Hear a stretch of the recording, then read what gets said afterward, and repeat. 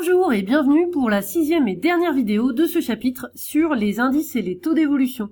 Dans cette vidéo, nous allons voir un exemple extrait d'un exercice de bac récent, donc c'est Centre étranger, juin 2018. Donc nous avons un énoncé avec un certain nombre de données, le nombre de téléchargements sur certaines semaines. La première question, on demande un taux d'évolution global entre la semaine de rang 4 et la semaine de rang 10, donc entre cette valeur et celle-ci. Et puis la deuxième question, un taux moyen, toujours entre la semaine de rang 4 et la semaine de rang 10. Alors bien sûr, vous pouvez essayer de résoudre cet exercice tout seul et donc faire une pause à cette vidéo. Pour la première question, donc, on calcule le taux d'évolution avec la formule valeur finale moins valeur de départ divisé par valeur de départ. Ici, la valeur finale, c'est 1095. La valeur de départ, puisqu'on démarre à la semaine de rang 4, c'est 296. On divise par 296, donc on obtient à peu près 2,699.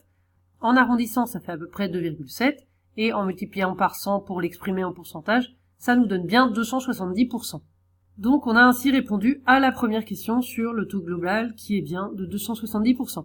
Et deuxième question, maintenant on cherche le taux d'évolution hebdomadaire, donc par semaine, le taux d'évolution moyen entre la semaine 4 et la semaine 10. Alors pour calculer le taux moyen, on est obligé de passer par les coefficients multiplicateurs. Tout d'abord, le coefficient multiplicateur global.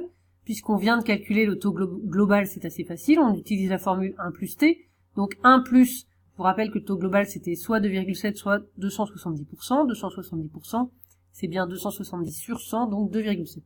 Donc on obtient le coefficient multiplicateur global qui est de 3,7. Ensuite, il faut voir à combien d'évolutions hebdomadaires ça correspond. Entre la semaine 4 et la semaine 10, on a 1, 2, 3, 4, 5, 6 évolutions pour passer de la 4 à la 10.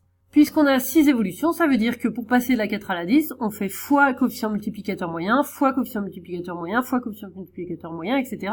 Tout ça, ça nous amène à fois coefficient multiplicateur moyen, on le fait 6 fois, donc puissance 6.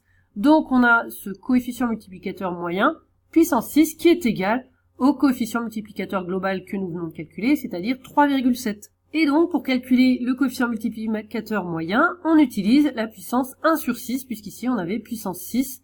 Donc ensuite on regarde avec la calculatrice. Donc on écrit 3,7 puissance avec la touche chapeau et puis donc 1 divisé par 6. Et on obtient ce résultat.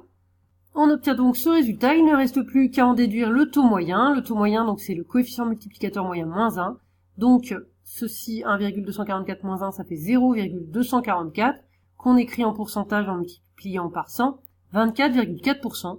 Donc la réponse à cette deuxième question, le taux d'évolution hebdomadaire moyen entre la semaine de rang 4 et la semaine de rang 10, c'est plus 24,4%, une augmentation de 24,4% chaque semaine.